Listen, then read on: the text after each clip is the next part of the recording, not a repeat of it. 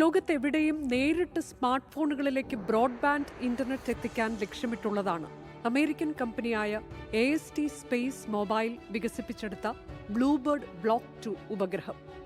സാധാരണ ഉപഗ്രഹങ്ങളിൽ നിന്ന് വ്യത്യസ്തമാണ് ബ്ലൂബേർഡ് ബ്ലോക്ക് 2. ബഹിരാകാശത്ത് സ്ഥാപിച്ചിട്ടുള്ള ഒരു മൊബൈൽ ടവർ പോലെയാണ് ഇവ പ്രവർത്തിക്കുക.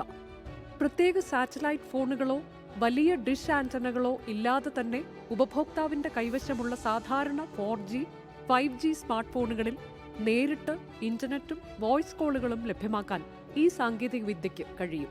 ലോകത്ത് മൊബൈൽ കവറേജ് ഇല്ലാത്ത സ്ഥലങ്ങളിൽ കവറേജ് ലഭ്യമാക്കുകയാണ് ലക്ഷ്യം. സമുദ്രങ്ങളിലും മരുഭൂമികളിലും വിദൂര വനമേഖലകളിലും ഉൾപ്പെടെ തടസ്സമില്ലാത്ത കണക്ടിവിറ്റി ഇതുവഴി സാധ്യമാകും. ലോ എർത്ത് ഓർബിറ്റിൽ വിക്ഷേപിക്കുന്ന ഏറ്റവും വലിയ വാണിജ്യ കമ്മ്യൂണിക്കേഷൻ ഉപഗ്രഹമാണ് ഇത്. 6500 കിലോഗ്രാം ഭാരമുള്ള ഉപഗ്രഹത്തിന്റെ ആന്റനയ്ക്ക് മാത്രം 2400 ചതുരശ്ര അടി വിസ്തീർണമുണ്ട്. ഇത്തരത്തിലുള്ള ഓരോ ഉപഗ്രഹത്തിനും സെക്കൻഡിൽ 120 Mbps വരെ വേഗതയിലുള്ള ഇന്റർനെറ്റ് ലഭ്യമാക്കാൻ കഴിയും.